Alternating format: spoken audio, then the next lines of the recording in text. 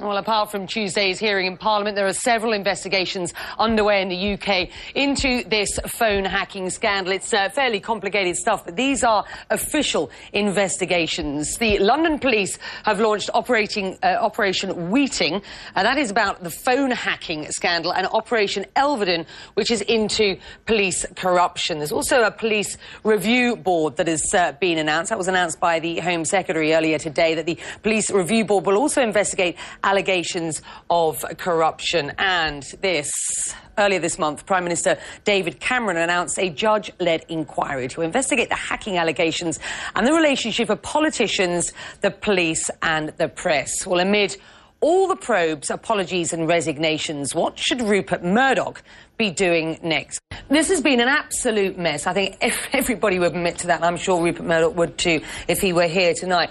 This has been a crisis which has been about as mishandled as any crisis you could possibly imagine. What is it, so far as their marketing and PR is concerned tomorrow, that they can do to improve their lot? Be specific. Tell people the actions that have been taken.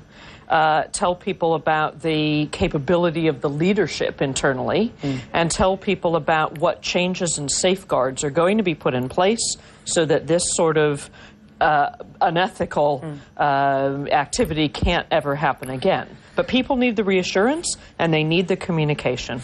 Some questions, sorry Mark, some questions now which many will want answers to, but as we've been talking about, can they or will they be allowed to give answers to these? Let's go through a couple of them that people have suggested to me may be asked tomorrow.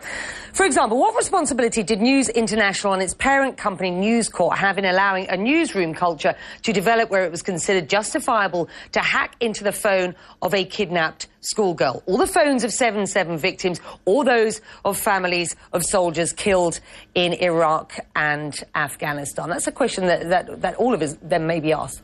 That's quite a nice question, actually, because it allows you to get into the human interest side, the fact that it allows Rupert Murdoch himself to say, I completely abhor what's gone on, and to say, I relied on my lieutenants and all the rest of it. So he has the ability to answer that question pretty fully, pretty robustly, but without causing him any difficulty. He's going to have much more difficulty with someone like James Murdoch having to answer questions about how and why were Parliament misled on the previous occasion. How was it that policemen have been paid money? Was that a breach of the Foreign Corrupt Practices Act? All of those kinds of questions are going to lead him down a path which is going to be inexorably more and more difficult to extricate himself from. And ultimately, you come to a position where they have to declare themselves to be knaves or fools. What about this one, Alison? In March 2003, Rebecca Brooks told the Culture Committee that we, and I quote her here, we have paid the police for information in the past. Question, I guess, did that not alert you to the possibility that something might be wrong? How does she answer a question about that tomorrow? Well, it's very hard to defend that sort of behavior and that sort of action. You've already admitted once that you have paid the police. What I think people in the public will be expecting, and probably the parliamentarians, is some evidence that says, and since then, here are some things we've done internally to change the place so this doesn't happen again. But we want to know, I think, that things are different now. I guess the question that they will be asking themselves tonight, and it appears that the two Murdochs will be appearing together and there'll be Rebecca Brooks afterwards, is how do we answer questions without impeding a police investigation that might be going on? But we need to say enough so that we don't look as if we're hiding things. Mark? Well, I think that there's no duty on the Murdochs not to impede a police investigation, nor on Rebecca Brooks. She's given such evidence as she wishes to the police over this last weekend when she was arrested. So in those circumstances, it is absolutely free rein for these MPs to ask any and every question that they can think of. Of course, the difference here is that they won't have the advice and assistance of lawyers. It'll just just be the serried ranks of lawyers on defence. There'll be no lawyers on offence. But the problem here is they can ask all the questions, but I would think that the lawyers are going to be whispering in the ear, saying, don't answer that, or I would avoid answering that, or I'd answer that in this way. So that I think what we're going to get is a fairly stilted performance tomorrow.